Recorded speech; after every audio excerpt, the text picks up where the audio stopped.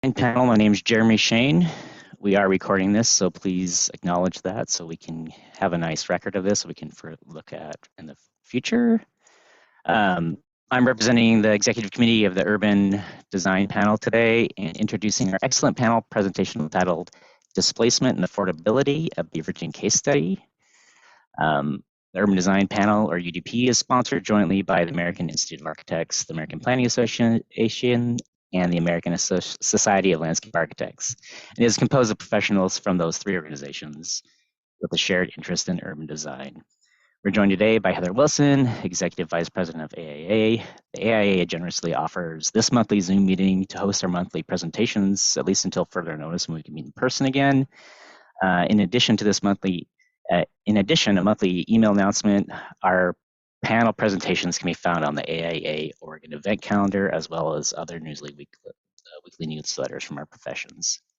Participation in any event makes you a panel member. We encourage you to sign up for information about future presentations. When you register for any UDP presentations, you'll be included in further upcoming invitations.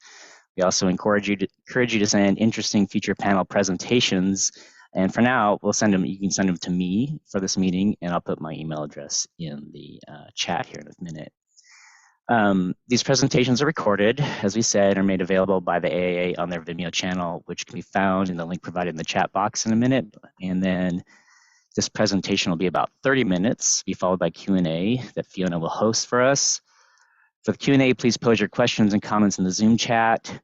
Again, Fiona will be managing the chat function for this meeting, and will pose the questions following presentation to our guests.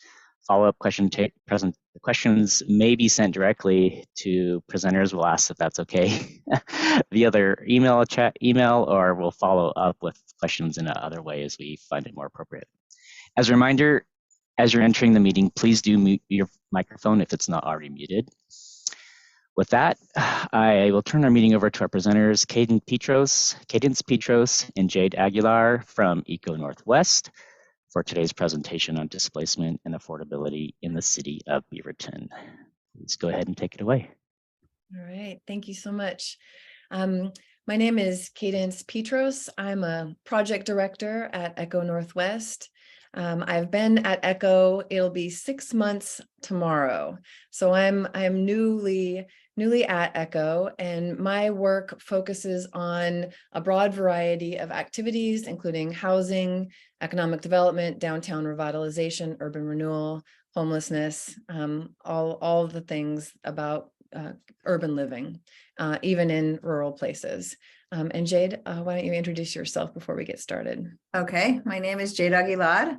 I have been at Eco Northwest for about 2 years now, and my title there, I'm also a project director like Cadence, but my title is the Director of Research Equity. So I kind of hold a couple different functions. One is leading projects that have a really strong equity component to them. So often, whether it comes in the urban systems area, so this, for example, this Beaverton Downtown Equity Project, but it also goes across. I work in our natural resources on equitable trail access.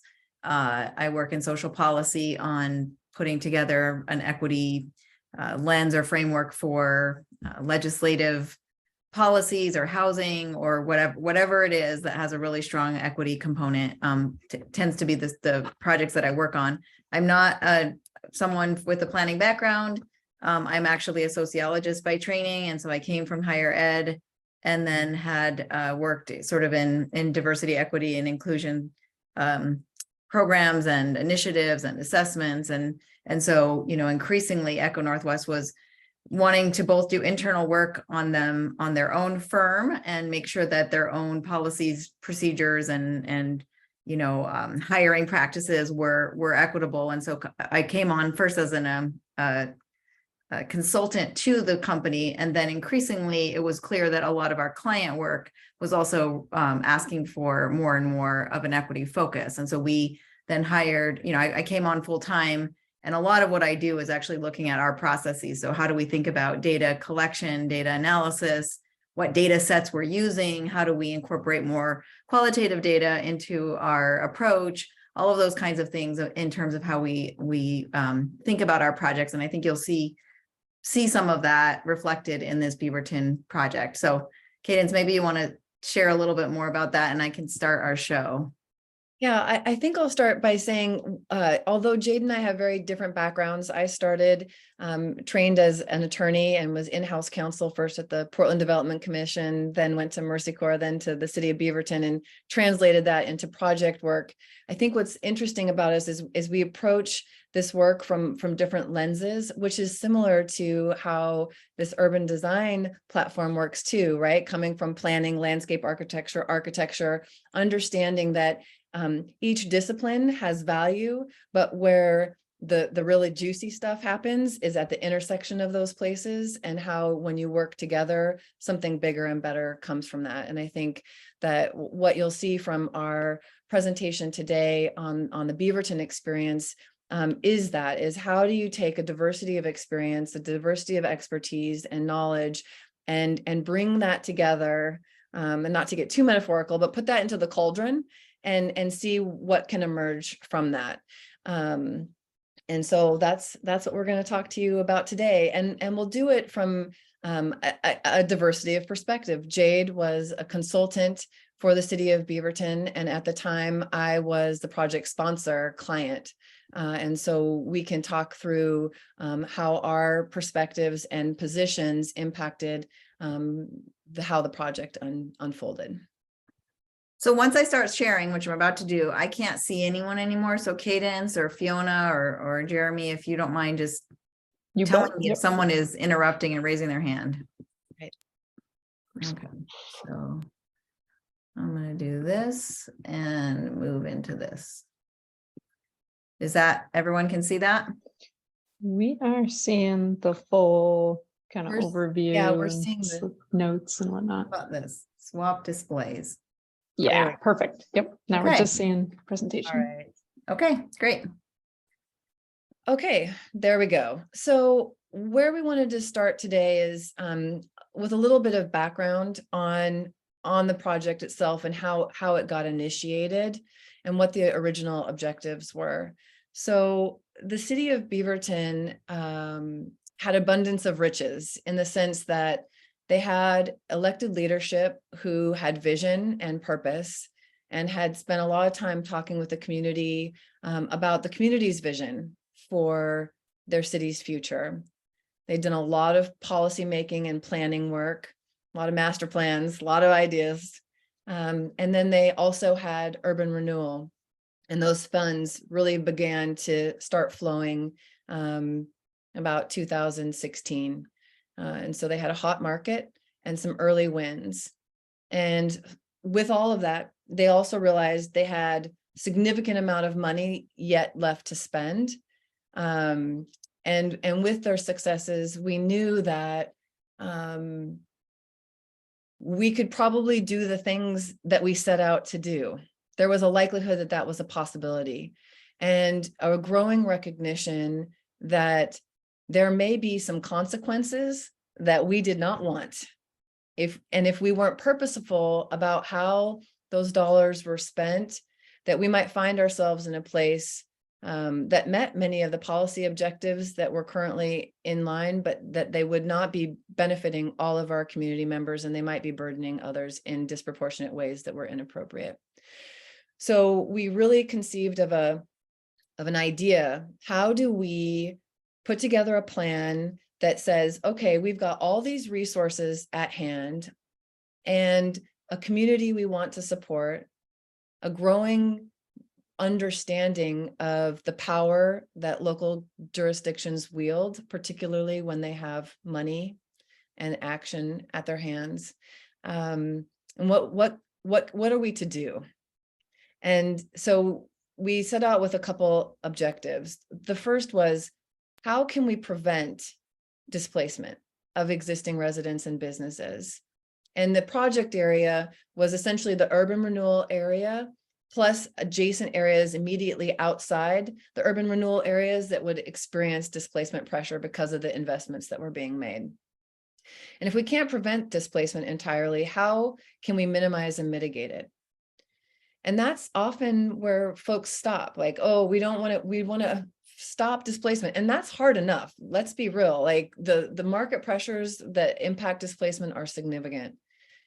But we were really desiring to spend the money and invest our time and effort into activities that built an inclusive downtown. We really wanted to make sure that those investments benefited folks, particularly those who had not been served by the community previously, who are underserved, historically marginalized, folks who needed assistance. And we wanted to make sure, whether they'd been there for decades or they were new arrivals last week, that the downtown that developed was one that they both A, had access to, and B, wanted to be there. And those are two different things. They're both important. And then we were also aware that in order to effectively do any of this, that internally, the way the city of Beaverton operated, we needed to really figure out how to institutionalize a racial equity framework, especially in our community engagement and our decision making. I will add one piece, which is, this project, unlike any that I've ever done since then, the Beaverton staff, which was including Cadence at the time, really were thinking ahead about what the potential barriers for implementation of the strategies. It's like, okay, we can come up with great strategies, but where are they likely to potentially get stuck? And so I think this third piece, the institutionalizing racial equity within sort of the staff processes, but also knowing that the council, so Bureau in this case, might need some preparation work and might need a different kind of approach to be able to, when these strategies were up for then passing or not, or being allocated resources, that they would say, okay, yeah, you walked us through a lot of this.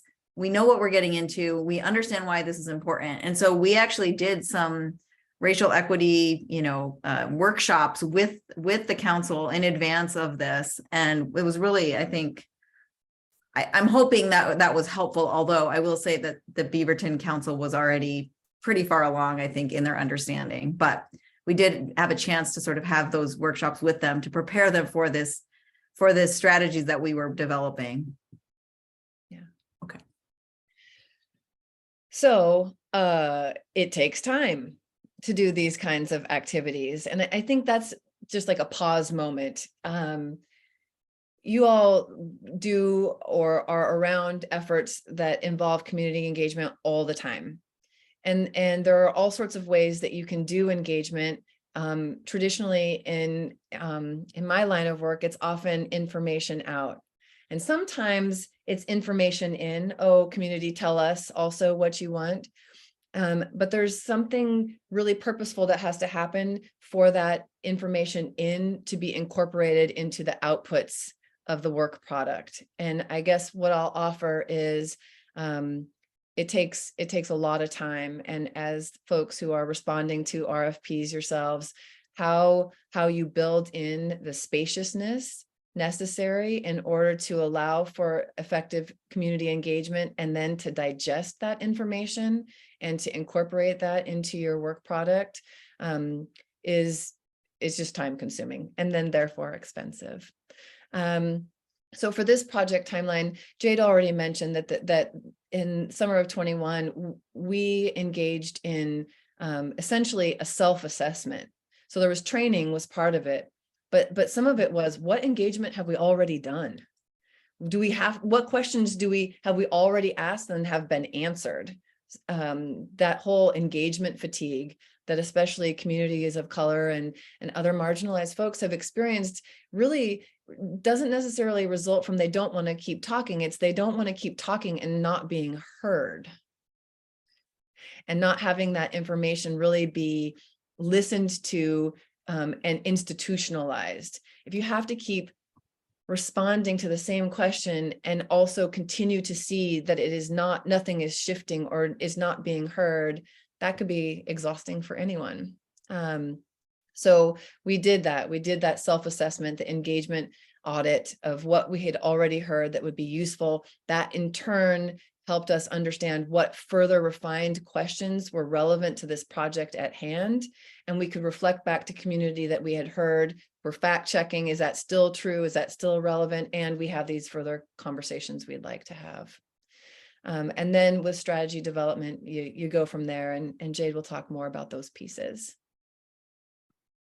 And I just want to acknowledge that this is not a purely Echo Northwest project, that we were part of a larger team that that was kind of overseen by the Vision Action Network, and then included other organizations like Adelante Mujeres, APANO, Bienestar, and then the Coalition of Communities of Color, who really did a lot of that community engagement piece.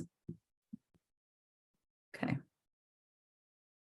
All right, so then ECHO's main role of this was really to think about the strategy development and really incorporate those community engagement findings, both the original ones that the city and the consultant team were reviewing, as well as the new engagement that Coalition of Communities of Color and the other organizations were reaching out into the communities to do a lot of outreach with local residents, with business owners.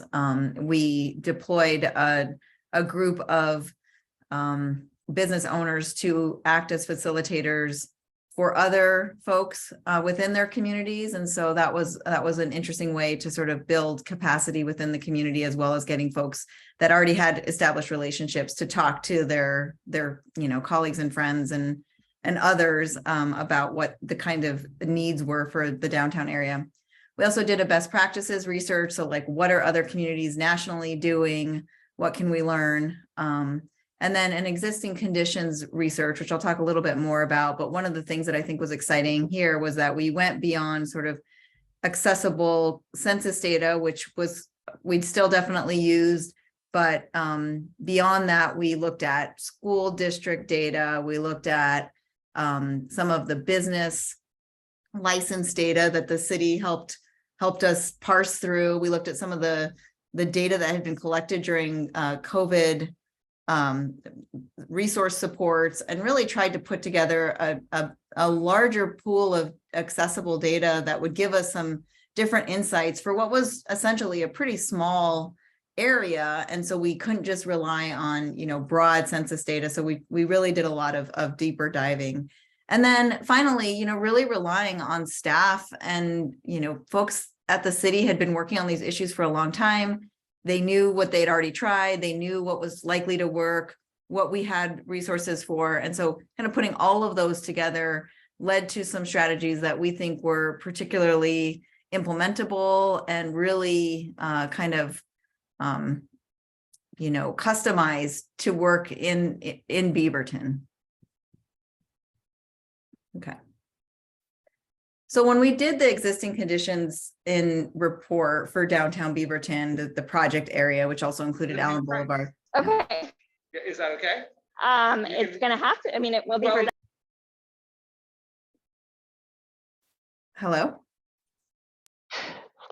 I can't see anything, so I don't know if somebody was trying to ask a question. It was an accident. I think you're good to go, Jade. Okay, so the existing conditions in downtown Beaverton, we knew that residential displacement would be a particular concern. There was a higher number of folks that were living in older, low-cost, unregulated apartments. There was a couple of manufactured home parks that were, I think 3 of them that I'll talk a little bit more about later.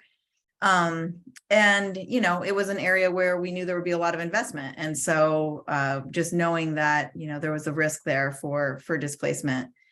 There's also a wide range of businesses in the area, including a high number of businesses that were owned by, Asian, Latinx, immigrant-owned businesses. And we really wanted to make sure that they were also not going to be displaced through these new investments. And the market conditions were changing, as we can see happen in the last few years in a lot of places.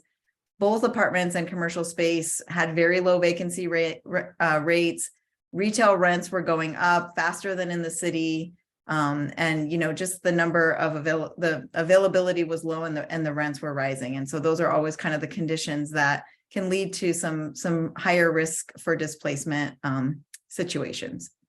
Before you move on, Jade, I think let's pause here for a second and talk about the tension of multiple policy goals.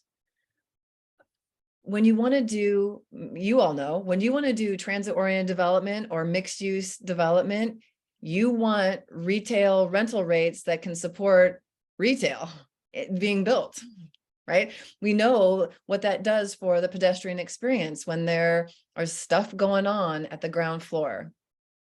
That's basic. What's also basic is as rents rise, existing tenants and existing businesses feel that pressure. And so there can be a direct impact to the ecosystem of businesses in a neighborhood precisely because of the work that we are trying to do. And so how do you navigate the tension of, well, we really want a mixed use development to pencil. We need the density, we want the vibrancy for the pedestrian experience, and also we want to keep our existing BIPOC owned businesses that are absolutely informing the character of this neighborhood. And so now what?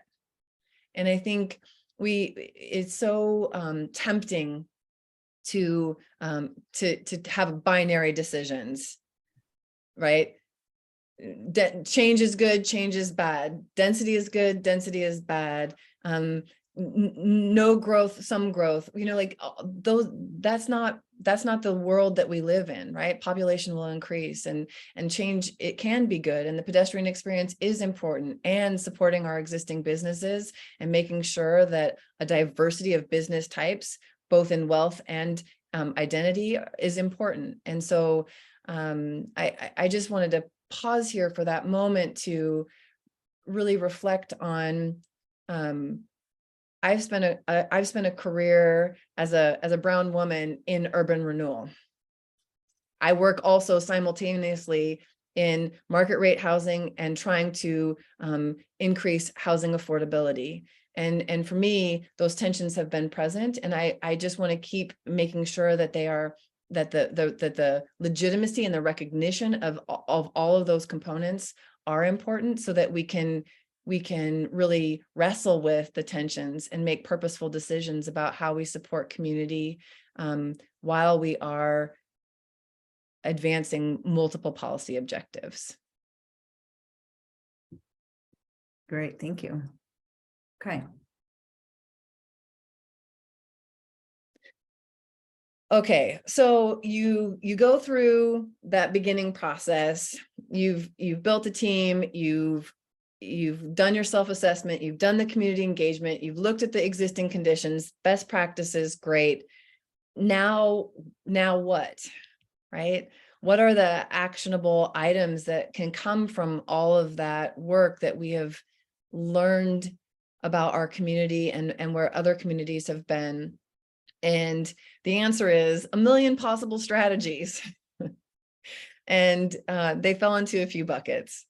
It was really important for the city of Beaverton that not everything be new. We had current activities that we were engaged in that we knew that they might need to pivot, and that they could be done, existing resources could be used differently to have augmented return. And so there were modified program recommendations. And then, of course, obviously, we want to know what are the other things that we could be doing that we are not currently doing that might be helpful. We wanted to have a focus on both residents and businesses.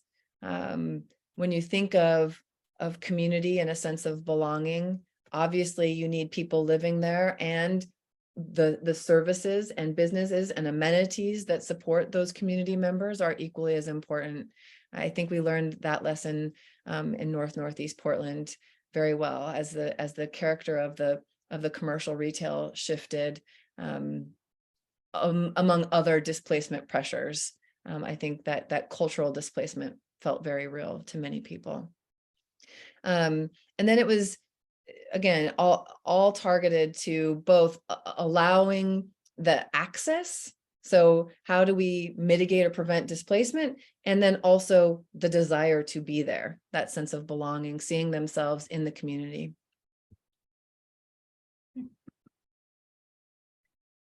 So this is just kind of a preview slide of what we're going to, so as Cadence mentioned, there was a lot of strategies. In fact, I should know the number, but I can't remember, but it was a lot, let's say more than 20. But we don't want to go through a long laundry list with you. So we're focusing on 4. And so Cadence is going to talk about disruption or construction disruption assistance, business attraction strategies, and then I'll talk more on the housing side for tenant supports. Actually, that's housing and businesses, and the mobile park preservation strategies. So I've labeled this a new program concept, which is mostly true. Construction disruption. Oh, hold on, dog entering. Gotta Dog love disruption. Yeah, he's cute but annoying. Construction disruption can be in multiple forms, right? Obviously, it's public improvements, where the city is directly investing in a new street, a sidewalk. It can also occur when in public-private partnerships. And so I think this idea is when the public is involved in construction activities, what are the offsetting assistance that the government can make available to the folks that have to live through it, right? So some examples are during the construction at the round of the Reeser and the parking garage. Luckily, it was during COVID, so a lot of folks were not around, but there was ongoing discussion and hand-holding, essentially, keeping the lines of communication open so that businesses and residents knew what was happening. That's at one end. At the other end of the spectrum, right? It's direct payment to businesses that have business loss due to reduced access and just plain old mess that happens when construction happens. And between those two poles of just talking to folks and paying folks, there are a lot of different things that you can do as a local government or as a project sponsor to assist businesses while their construction is ongoing. And so just a couple of examples. One, the Rainier Valley Community Development Fund was really on that far end of the spectrum, paying folks for business interruption and loss. And then San Antonio has this construction survival guide. It starts with, don't freak out, it's going to be okay, right? But then more tactical, practical things of what businesses can do and how local government and businesses can work together to ensure that the customers have access to the businesses, that they know that it's still open. Wayfinding is often a common example, open for business signage, and a whole host of more thoughtful activities that both the project sponsor and the jurisdiction that's supporting the effort can go through. And one of the equity considerations is how are we tracking what we're doing? Who's being impacted over time? How does identity show up in the data of who's being impacted? And how are we being mindful of that? How are we being culturally competent as we're talking to businesses? Do you just not go talk to the Korean restaurant because they don't speak English? That's an option. And honestly, that's what happens a lot of the time. We tried, but they don't speak English. And so I'm pretty sure they've got it, but I'm not sure that they got it. Well, okay. And can you bring resources and go the next time with an interpreter so that you can actually provide good information? Can you have translation services so that all the businesses that are going to be impacted actually understand what is happening?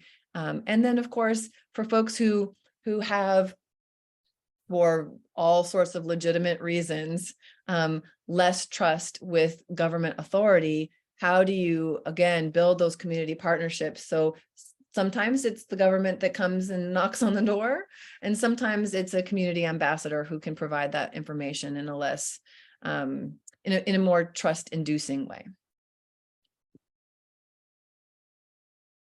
Next slide, Jade. Yeah, I'm trying. All right. And here, this is one, it's titled Modify Business Attraction Strategy. And the City of Beaverton had significant success launching what they call a restaurant strategy. The economic development folks had heard from employers and employees alike that a dearth of restaurant opportunities was one of the main downfalls of locating in Beaverton. And so not just for a sort of urban vitality perspective, but really as centered in the economic development strategy, the city launched a restaurant strategy, really wanting downtown Beaverton to be the premier dining destination in Washington County, which at the time it was launched was not laughable because they were my colleagues, but it was a stretch goal. And pairing that with what our team was doing with tenant improvement grants and storefront grants, as well as, you know, active marketing and recruitment, the pairing of those tools and the amazing skills of the economic development staff, they had remarkable success. And that success has continued through COVID. And it was a hallmark of their business attraction strategy at the time. And the downtown equity strategy says, okay, how do you build on that existing success? And what we're hearing from the community is, yay, restaurants, those are great. And there are a whole host of other services, retail options that we would also really like to see that are representative of our needs and our community. And so Beaverton, can you make that happen? Can you use your resources, both your time and effort, and also your programs, to modify the business attraction strategy to go seek out those kinds of businesses? And one of the things that's really excellent about this particular recommendation is the money is already there, the people are already there, the general expertise is already there. It's just a shift in focus that is needed in order to implement this activity. And because some of those strategies are really go big options that require more resources. And this is one where actually a tweak can affect a really significant good. And then the cautionary tale of this recommendation is, be careful where you implement this strategy. So there are places in the core of the downtown where revitalization is happening, and that's great. And go ahead, absolutely do your business attraction strategy there. There are other parts of the community that are lower income, BIPOC residents, BIPOC owned businesses, right? That is at risk for displacement. If you start adding a whole bunch of bells and whistles and amenities to that neighborhood right now, before you've come in with stabilization programs, that could really be counter to your efforts to stabilizing the community. So timing and location of intervention is really critical. And so you have to be precise and understand your neighborhoods and your community and what pressures are they're experiencing, and know what to do when, I think is really an important point for all of these strategies, really. Yeah. Okay. So this one is kind of a big slide that has a lot of different pieces, but, you know, and it includes some non-tenant stuff, but mostly, you know, we really understood that the biggest risk for displacement were people who were either renting an apartment or a home, you know, that was affordable, and that maybe, you know, had been kind of naturally occurring because it has just not been renovated in a while. And so we wanted to preserve that naturally affordable housing, while also understanding that there were a lot of businesses that didn't own their buildings and were also leasing space and wanting to make sure that they had the supports that they needed. So Beaverton already had technical assistance. I think this is that one of those modify strategies that was like, are we, you know, offering technical assistance for the right things, the kinds of things that small immigrant or BIPOC owned businesses are most interested in understanding, and are we offering it in culturally competent ways, you know, language access or other, you know, ways of reaching folks that wouldn't otherwise maybe come to a sort of a more traditional assistance kind of approach. So I think that was one of them. Making sure also that some of the existing programs, like the tenant improvement programs, weren't actually just benefiting the folks who own the building who would make improvements, and then the tenants would no longer be able to afford that kind of space. So like making sure that those were not, options that would end up kind of backfiring and then cause the tenants to have to leave because they can no longer afford this kind of upgraded space.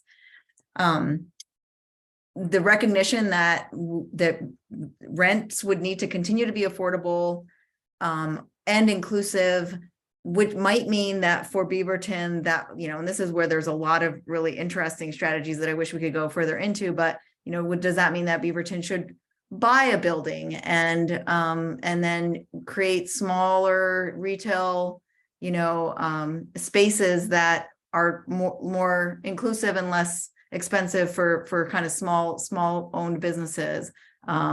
Is this an opportunity for a community investment, real estate opportunity? Those are the kinds of different approaches that we thought about and recommended in terms of keeping some of those spaces small, affordable, and inclusive.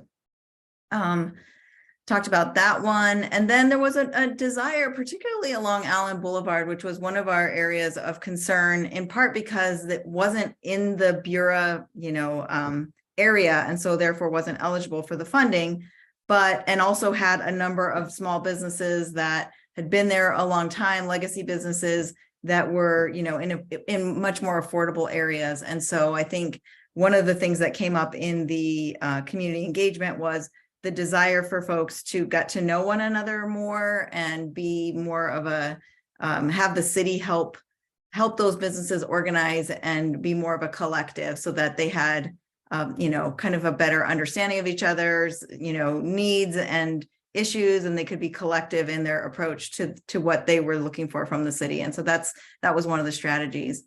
On the housing side, tenant supports looked like a lot of different things. It could be working with the owners or the managers of multifamily units to offer citywide incentives that would keep those rents more affordable. Maybe, upgrades with promises that they wouldn't change, the rents in over the course of certain years, or turning some of them into actually like affordably, identified as long-term affordable homes. There was support for, homeowners to do some upgrades so that they wouldn't be more at risk of being bought by investors. And then there was some homeownership approaches as well, like down payment assistance programs. So I think a lot of that was just sort of trying to better understand what the landscape of affordable housing was in the space, and then how to continue to maintain those in both, ways that were safe but also not so upgraded that they would become too expensive for local residents. Cadence, anything to add on this one? Nope, I think we can move to the next. Okay.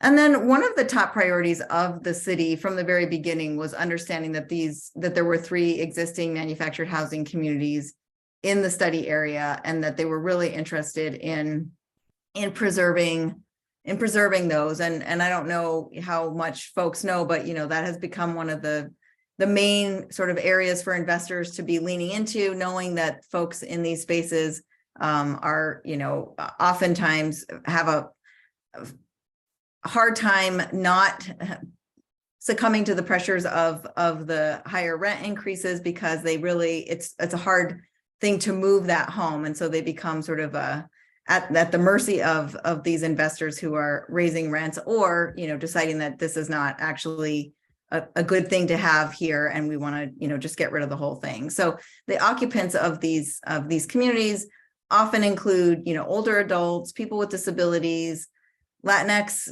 families, veterans, households with lower incomes. And so it's a really, a population that can be more vulnerable to displacement. So some of the strategies that have been emerging, and this is one of those areas where there are some best practices that are coming up across the state and the nation. But, there was the ability, there's been some talk about purchasing or funding the purchasing of the homes, or working with the residents to start to co-invest in the space, so that instead of the land being bought by a developer, that land would be owned by the community itself. And so some of the, examples that we found there was, Washington County Housing Production Opportunity had some money to support a resident-owned cooperative, or, other kind of nonprofit assistance. So a lot of the strategies that we talked about in the report are, not just something that the city could do, but that the city could work with a community-based organization or some other nonprofit locally to offer some of these resources. So how does the city work with other organizations? Displacement outreach and assistance, having a plan in place so that there is sort of an immediate emergency. Here's what we do if this happens, if folks do get displaced, not waiting until it happens for the city to kind of step in or work with another organization that can say, okay, we have identified some other areas that are, equally affordable. Here's some money for helping move, like all of those kinds of things that if the worst case happens, that people are not suddenly left without a home, that they have another option that's been already identified. And then, I think the city already had some of this, but again, repair assistance that really targets manufactured home communities and owners for different kinds of repair, rehabilitation, weatherization, and replacement assistance programs.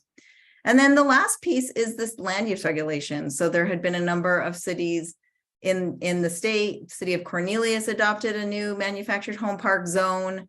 The city of Portland adopted one in 2018. And so how do we explore the opportunity to preserve manufactured home communities through zoning or code development? Okay. And then this just last one was sort of talking about when, when the city went before the Bureau Council and sort of said, okay, with all of these recommendations, here's what we think we want to start with. A lot of them were, starting with the stabilization strategies, like focusing on those renters, focusing on the residents of the manufactured home communities, the small business owners who lease their space, and then, thinking about the racial equity process and how to start using that. And then in the long term, once those stabilizations, and I think this is getting exactly back to Cadence's point, stabilization strategies first, and then the inclusion belonging strategies second. Okay.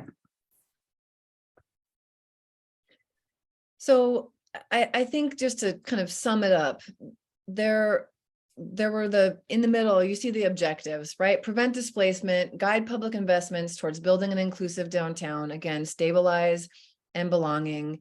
But really, there were all sorts of other pieces that are at least as important for long-term success that constellate around it. Use a racial equity tool. Right? You have to keep these questions in mind. Who is benefiting? Who is bearing the burdens? All the time, you have to be asking those questions. And it can get a lot more complicated, but ultimately, who is going to benefit? Who is going to be burdened? And who are you talking to and why? Right?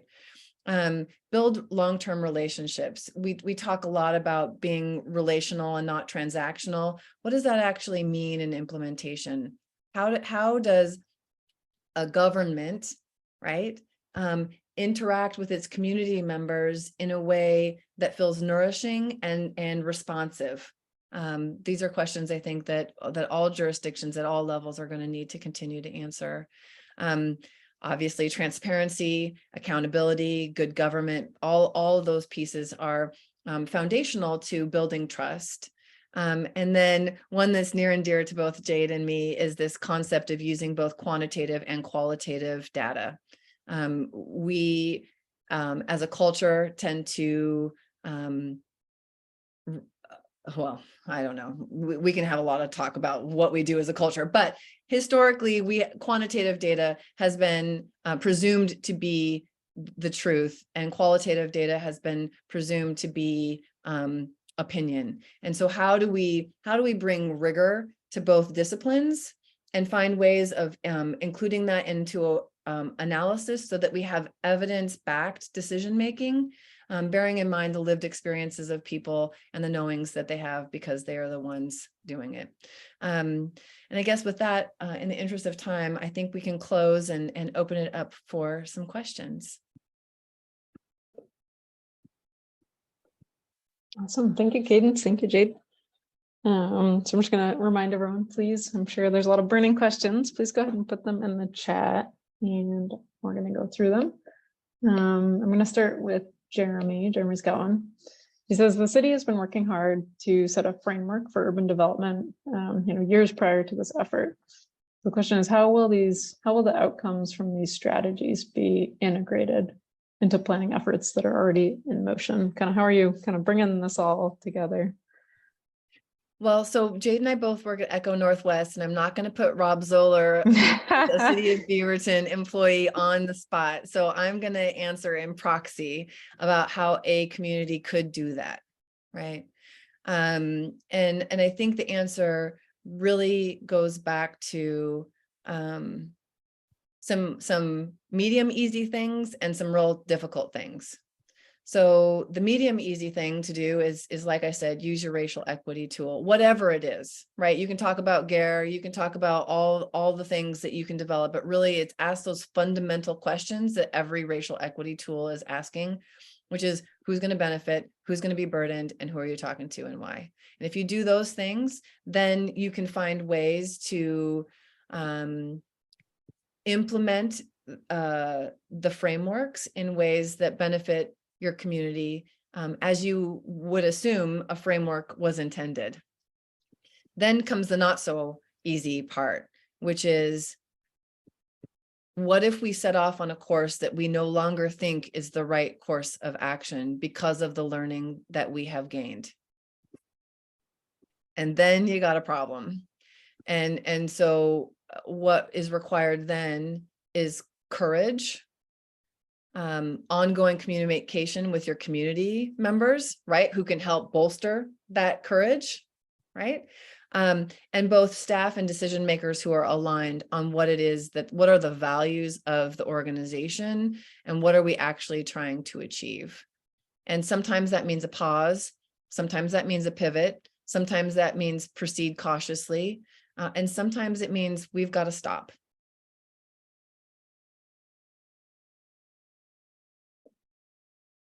Awesome. Thank you, Cadence. All right, we don't have any questions yet. I have a long burning list, so maybe I'll just kind of throw a couple thoughts on the table. You touched on some really great kind of different facets of things that I've observed about Beaverton and its development over the last couple of years. Jeremy and I have had plenty of conversations about just the emergence of businesses and restaurants downtown. It's pretty tangible. So I'm curious, maybe, is there a business improvement district already in place? Is that kind of a goal? How are these small business owners connecting with one another? Again, kind of as proxy, I know you two are not the city, but kind of keeping that in mind. So there's a Beaverton Downtown Association that is active. There's a Beaverton Chamber of Commerce, which is a different kind of animal than a business improvement district. I think what will be interesting to see going forward is, as Jade was talking about, the businesses on Allen Boulevard, is what kind of identity, shared identity do they create? And does that result in any kind of formalized organization or not? And what role, if any, does the city play in that? I've got lots of thoughts, but I think only time will tell what happens. And I guess I will also add, for the restaurant strategy itself, it was a defined area that city folks were really trying to populate and seed. And sometimes our redevelopment activities focused in that area too. So where Loyal Legion is at Farmington and Watson, the Bureau, the Urban Renewal Agency, purchased that building to ensure that the use that went in there was an active restaurant use, and now working with the developer and now Loyal Legion, that is so. Awesome. Okay. Ooh, Tamara has one. All right, so Tamara asks, how do you emphasize the importance of the strategy over the quote unquote displacement status quo to decision makers and parties of the power in the city? Well, in Beaverton, that is an excellent question. How do I want to put it? The city of Beaverton it has become incredibly diverse compared to its historical makeup. In the last, 25 years, there's over 100 languages spoken in the Beaverton School District. So many of our children in Beaverton are children of color. And so I think that the city council and mayor, past and current, really believe in and value equity and inclusivity and the diversity of our city, for both moral, ethical reasons, but also for just plain old, business, like community survival purposes. It's positive. I think what many cities realize over time is that it's wonderful to celebrate your diversity with all of with festivals and night markets and really fun things. Where it becomes difficult is when you add justice to that piece, when you add access to that piece.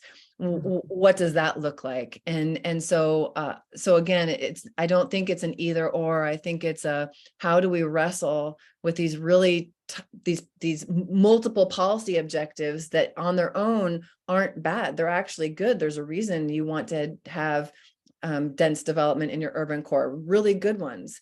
And we're recognizing that even when you're doing something good, you can have bad consequences. And that what it really requires is fortitude to be able to hold multiple realities at the same time, and to know that you can continue to move forward. You just need to do so with an expanded consciousness about what it is that you are doing, and then actively work to mitigate it. And so sometimes that's more effective than other times. Sometimes, politics happens or fear happens, and it's not always the result.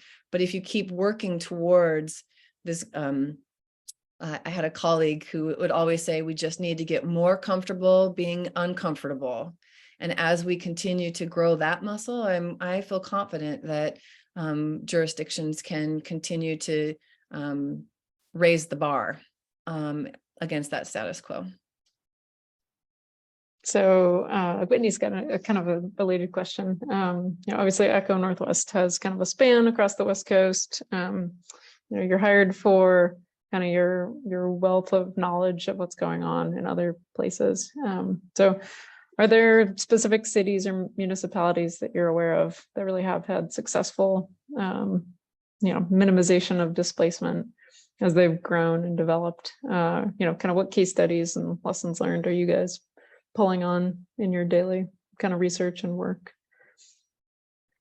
It's a good question. I wish I had a whole list of cities that were coming to mind. I mean, I think what we're seeing is a trend towards, we're at that place where there are some new strategies, and how they play out is still sort of remains to be seen.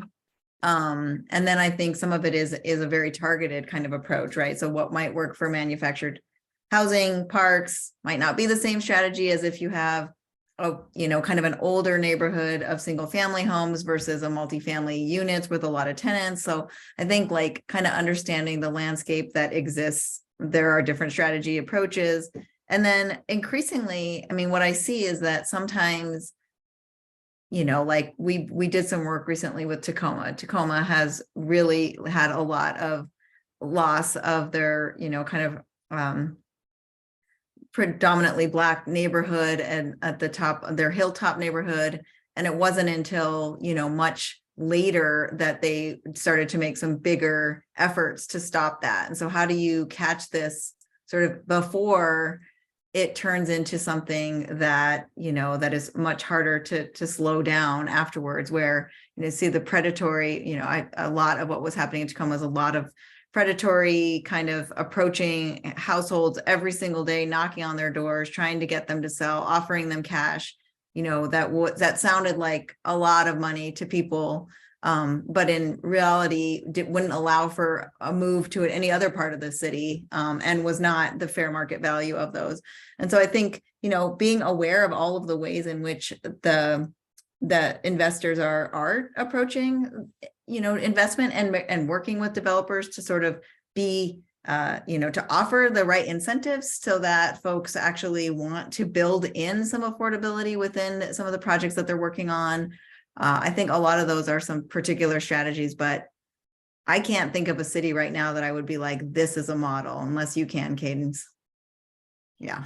No, I think we're all learning it together. And I guess Yeah. the only thing I'll add is it's an all hands on deck effort. Yeah. Right. When, we talk about how cities might lead, but political leaders are often following, right? And so what does an engaged, informed populace look like? What are the community-based organizations and how robust are they? How much support do they get from public actors? And how does that actually serve to as a virtuous cycle? Right. I think all of those things are really important. And so I would look to communities that are funding community-based organizations, that are having civics conversations, that are training residents in how to be advocates on their own behalf. Those are the so yeah, the strategies are amazing. We want to do all those. Cities need to do their own work, and they need to have their programs be effective. And also, what is the role that government can play to help ensure that their residents and their organizations also have the bandwidth and capacity to do the thing on their own? That was excellent. Thank you. So Brian has a question. He wants to know, when you are incentivizing affordable retail, what kind of criteria really should be used to determine eligibility for support? Are there certain sizes of businesses or history, or what kind of criteria? I mean, Ryan, yeah. why are you going to ask a question like that? That's a hard one. And I will just say, I don't think that answer is going to get any easier. We've got a Supreme Court case right now that is going to impact how that answer unfolds, right? Are we going to need to be race neutral going forward? What does that look like? A lot of the lawyers are already very wary about any mention of race in program criteria. So this is one of those places where even answering the question can be tricky. So I guess what I'll just offer is how you frame criteria will always be imperfect. And so be careful about being so regimented that it pops out an answer. Have something that is fair and understandable, and leaves room for reality and grace to fill in the edges. I think that's the only way I can really answer that question. Jade, do you have thoughts on that? I mean, I think that I think that increasingly, because this is such a big issue, that we are really always looking for targeted outreach that is really trying to reach those businesses or residents that we're looking to support, while not running afoul of fair housing or other kinds of civil rights laws. And I think that's what I see as a big part of my job, is to help our clients to think about how to reach those communities that have been underserved, and do so in a way that that works. And I think with last thing is, like, there have been so many race neutral policies that have really been actually designed to reach middle class or upper middle class white households. So I know that it's possible to create race neutral approaches that actually do reach the audiences that we're looking to support. So wonderful. Cadence and Jade, we are at time. I really appreciate this super thoughtful presentation, sharing this work. Also to the City of Beaverton folks that are on the call. Thank you for sharing it with the Urban Design panel. And thank you for everyone who attended today. We are hoping to do another presentation next month, so stay tuned. We'll have that on our website shortly. And thanks all for joining. Thank Yeah. you. Thank you, Thank you all. very Thank you, much, Kate. Cadence. That was Jay. awesome. Great Thank you. presentation. Thanks so much.